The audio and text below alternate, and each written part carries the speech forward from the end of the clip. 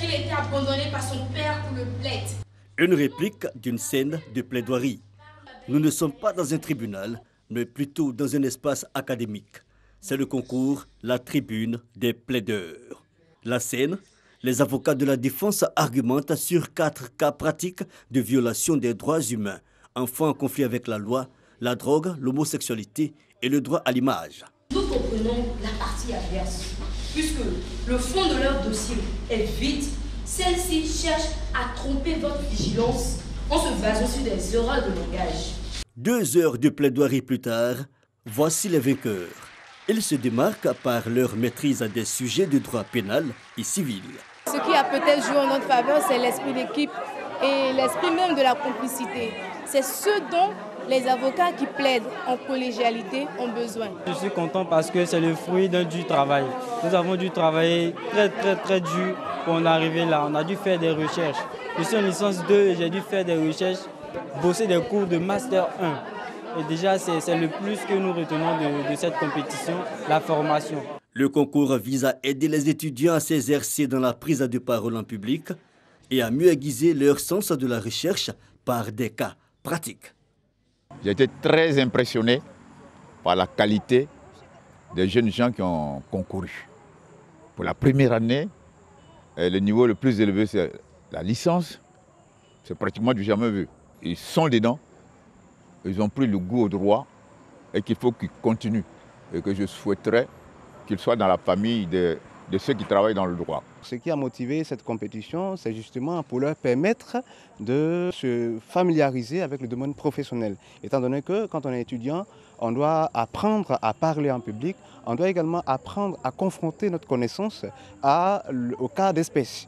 Alors c'est ce qui justifie donc ce concours de plaidoirie. La tribune des plaideurs, le concours est à sa première édition. Il a mis en compétition lors des phases éliminatoires 103 étudiants de l'université Félix Houphouët-Boigny de Cocody. Les prochaines éditions verront la participation d'étudiants des grandes écoles de Côte d'Ivoire.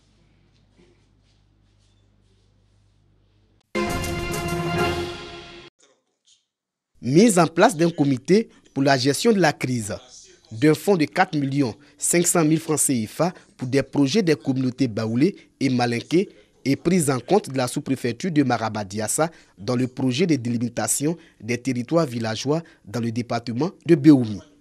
Telles sont les résolutions de la rencontre des cadres et populations des villages de Maraba-Diassa et Nguissankoro pour mettre fin au conflit foncier éclaté depuis le 27 octobre dernier.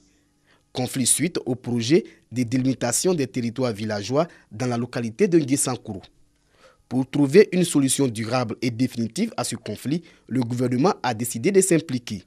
Le ministre Sidi Touré a, au nom du Premier ministre, assisté à la rencontre. Le projet de délimitation est un projet national et il s'est juste trouvé que dans sa mise en œuvre, il y a eu quelques incompréhensions.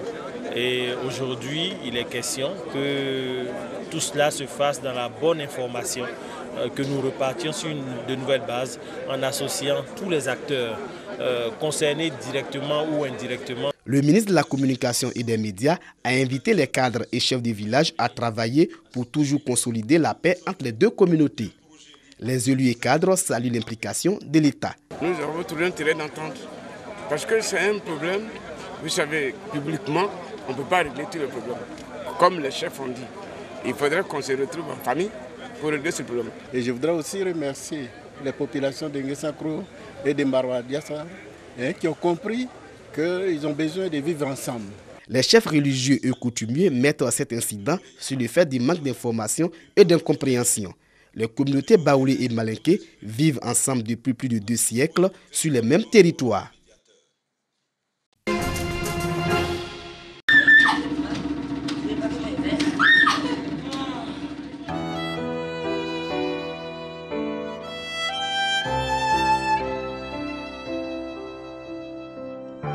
Battue par son mari parce qu'elle refuse de coucher avec ce dernier. Cette scène est le quotidien de bon nombre de femmes au foyer.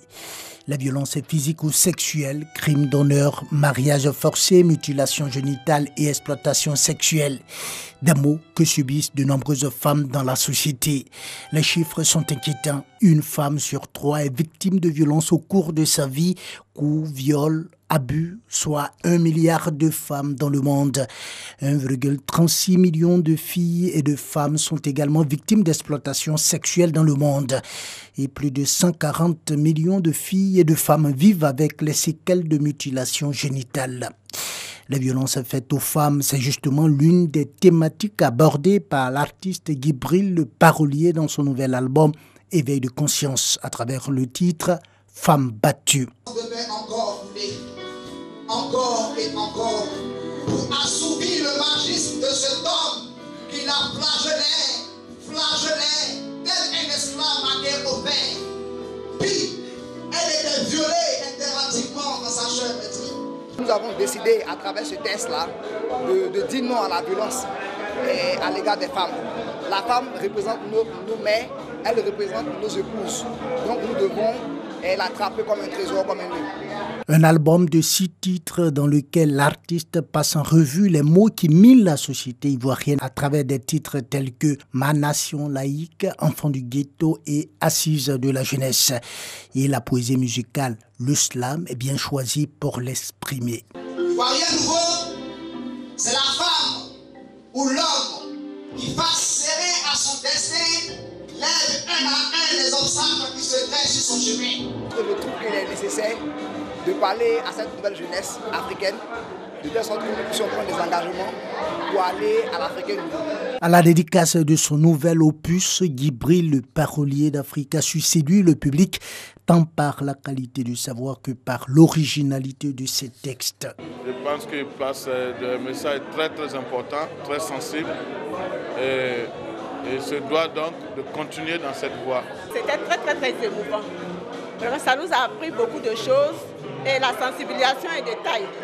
Je crois que les leçons sont tirées et tous les participants ont tiré des leçons sur la violence faite à la femme et les microbes, comme on dit souvent, les microbes dans la rue. Né en 1990 à Daloa, dans le centre-ouest de la Côte d'Ivoire, Gibril Le Parolier, de son vrai nom Sanogo Gibril, se veut le porte-voix de la jeunesse africaine à travers cet album Éveil de conscience.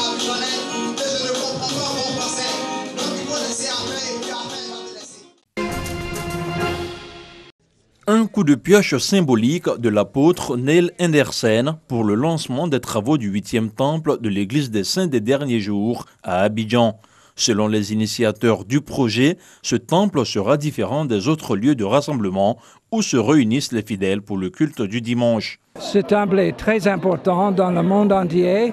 Nous avons 160 temples, mais dans le temple, il y a le pouvoir de lier sur terre les choses qui vont rester dans les cieux.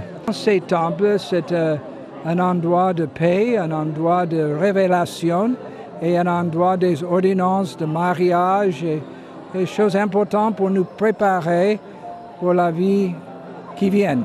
La construction de l'église réjouit plus d'un fidèle, des fidèles venus de toutes les contrées pour la circonstance. Vraiment une grande joie parce qu'il y a longtemps que nous attendons ce moment. Nous sommes heureuses de constater que nous allons avoir notre temple à nous aussi.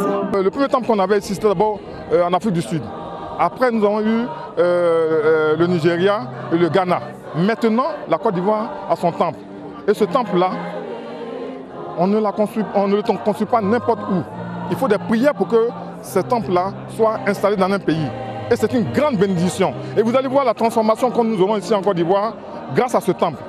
Au nom du ministre de l'Intérieur et de la Sécurité, le directeur général de culte qui a pris part à la cérémonie a encouragé les initiateurs du projet. C'est un message de remerciement à l'endroit donc des responsables de l'Église des Saints des Derniers Jours pour l'œuvre qu'ils viennent poser en Côte d'Ivoire. Les fidèles d'Abidjan, les fidèles de Côte d'Ivoire n'auront plus à faire un déplacement spécial jusqu'au Ghana pour prier leur Seigneur. L'Église des Saints des Derniers Jours est une congrégation chrétienne dont le siège mondial est basé aux États-Unis. Elle a été créée en 1830 et compte à ce jour 15 millions de fidèles à travers le monde, dont 50 000 en Côte d'Ivoire.